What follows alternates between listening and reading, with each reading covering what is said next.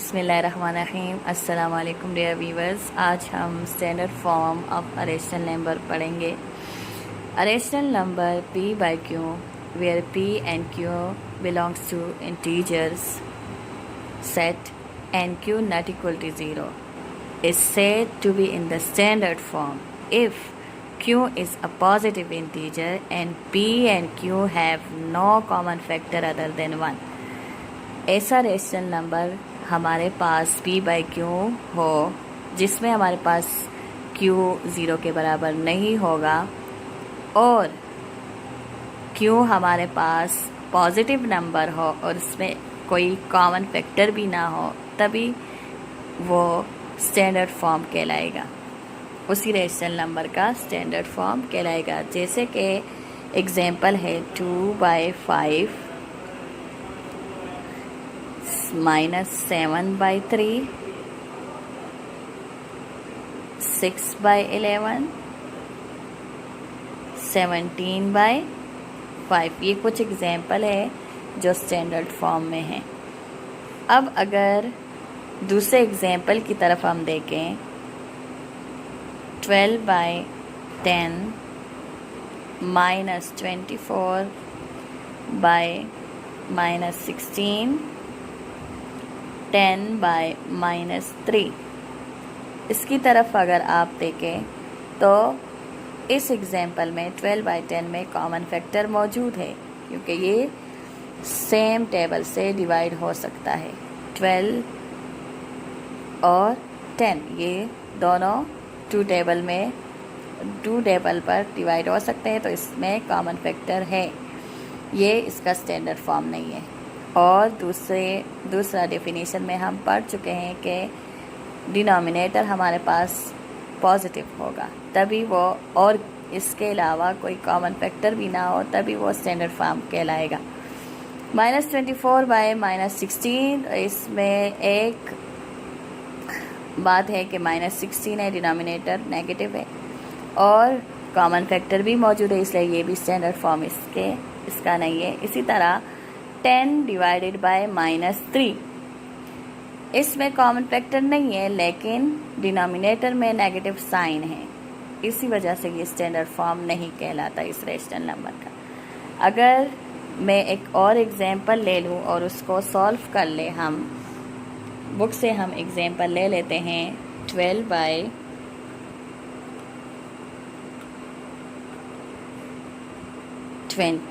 -20।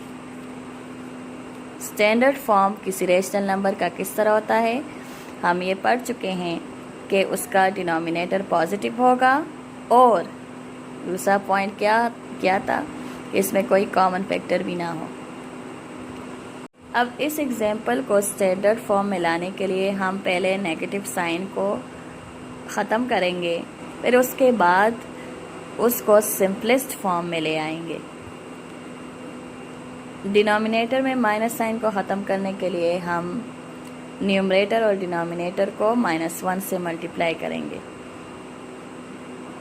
12 numerator है हमारे पास, -1 के साथ मल्टीप्लाई हो जाएगा। इसी तरह -20 भी मल्टीप्लाई हो जाएगा -1 से।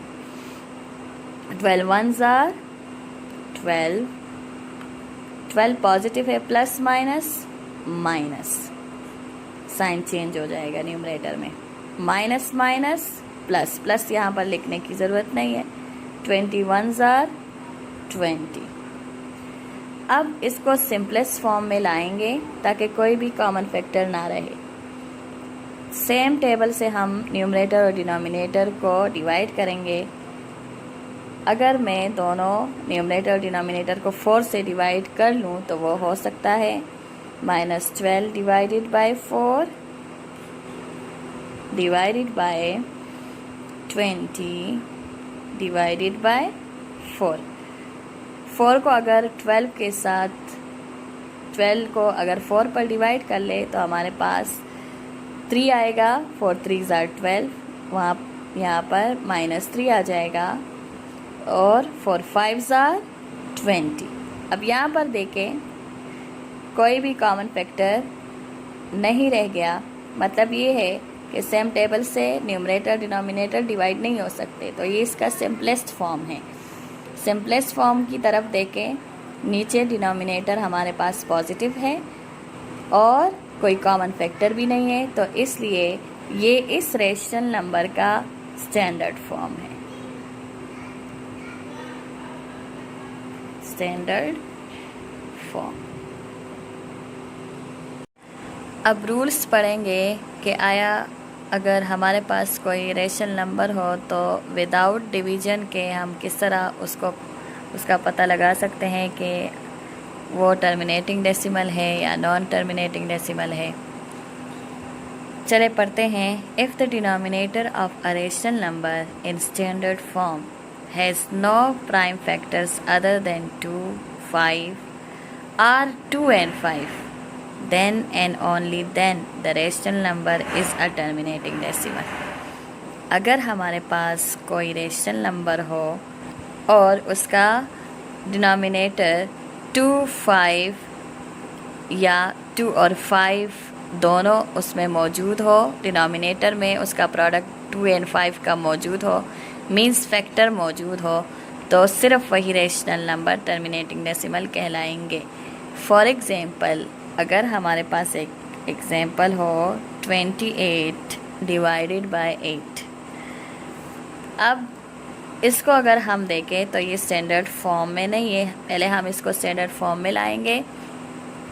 स्टैंडर्ड फॉर्म में लाने के लिए हम इसके डिनोमिनेटर को देखेंगे, वो पॉजिटिव है, दूसरा उसमें कॉमन फैक्टर है तो वो ख़त्म करेंगे। सेम टेबल से इसको डिवाइड करेंगे। अगर हम 28 और 8 को दोनों को सेम टेबल से डिवाइड करें 4 पर, दोनों को 4 पर डिवाइड कर लें तो हमारे पास 28 जब 4 पर डिवाइड हो जाए तो वो 7 आएगा, 4 7s are 28, और 8 जब 4 पर डिवाइड होगा तो उसका रिज़ल्ट 2 आएगा। तो यहाँ पर अगर आप देखें तो डिनोमिनेटर में सिर्फ 2 फैक्टर है, ओनली 1 फैक्टर है, तो इसलिए ये हमारे पास टर्मिनेटिंग डेसिमल है।